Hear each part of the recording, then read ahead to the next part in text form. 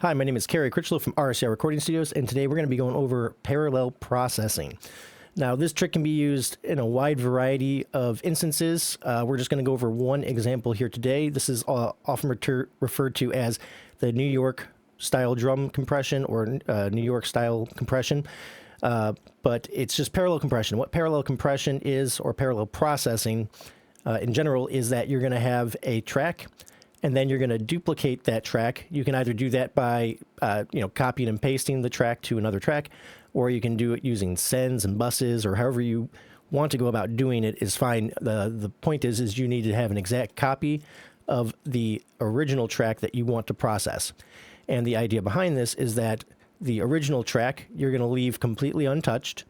You're not going to do anything to it. And on the second track, you're going to apply some kind of effect. In this case, we're going to use compression, but this could be delay, reverb.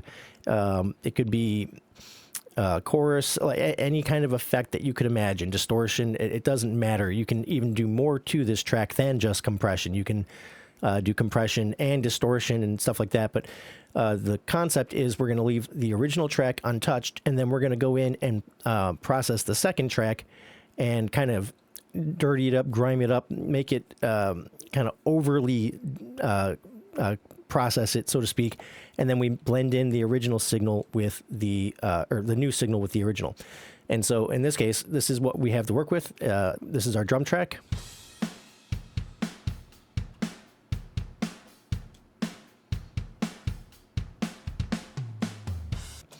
I'll turn that up a little bit so you can hear it better.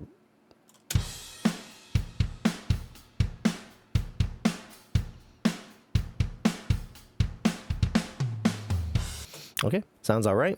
And then this is literally just an exact duplicate of that same track. And what we're going to do is we're going to throw some compression on this. I've basically emulated kind of like an 1176 type of compression on this. So we've got a pretty fast attack, pretty fast release, and we're getting quite a bit of gain reduction on this, right? And this is overly compressed on purpose. This is kind of like we're purposely trying to kind of mangle this drum track a little bit and really, squeeze some energy and some juice out of it. And this is what it sounds like.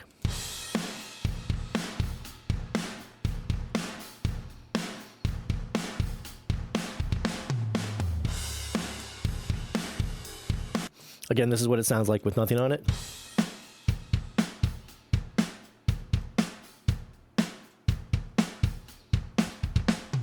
And then this is with the compression.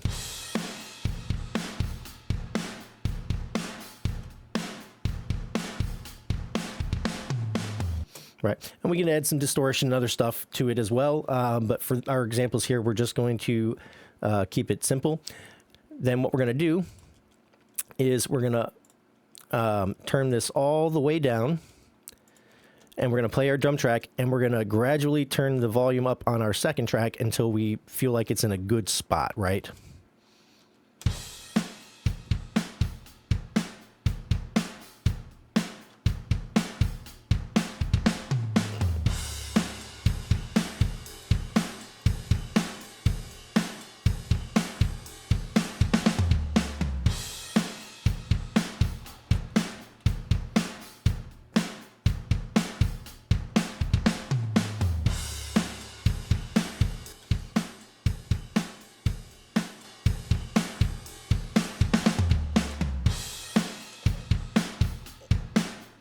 So as you can hear, it's really adding a lot of energy, a lot of extra pizzazz and spice to our track. And that's kind of what this does. You can I can turn it up even more to kind of give you a more extreme example of it. But like you're going to do this to taste, right? So if you like more of this kind of energetic sound mixed in with your original drum track, you can add more of it, or you can turn it down to add less of it. This is going to be in context of the mix and all sorts of things. But you're going to do this to kind of taste, right? But here's what a more extreme example of that would sound like.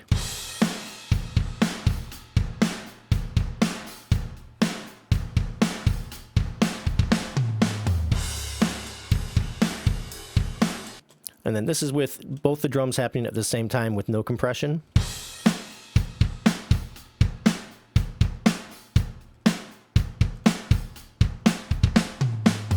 And then here's with the compression on.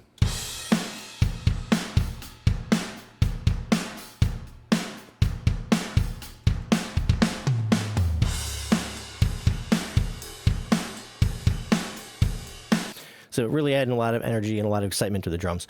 And this is parallel compression, parallel processing, or the New York drum trick, right? There, you can do this on the drum kit as a whole, as I've done here.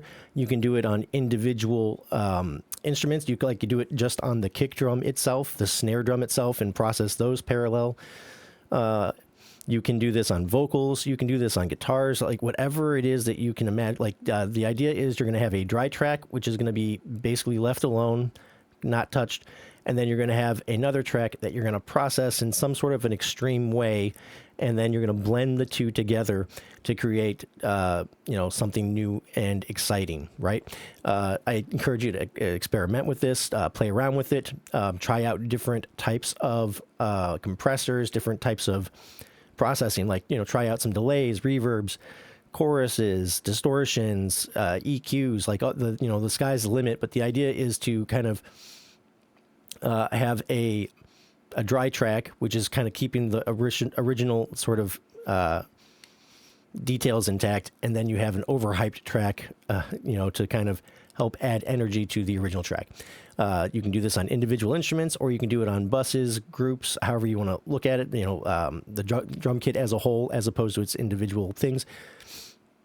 You can do it too, like if you have like 4 or 5 vocal tracks, for instance, you can send them all to a bus and then process that bus with all the compressed vocals on that, and do the same kind of thing and add that kind of excitement to it, where you're leaving,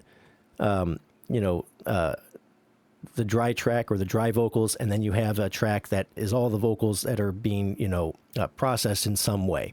Anyways, this is a parallel processing technique, and it's called parallel because you have one track, or both tracks are running parallel to each other. One is being processed, one is not. So anyways, I hope this trick is helpful. I hope it opens up some new avenues and some new fun excitement for you in your music productions and music writing and all that, mixing. And yeah, I hope you guys have yourselves a wonderful day, a wonderful week, and I will talk to you later. Bye-bye.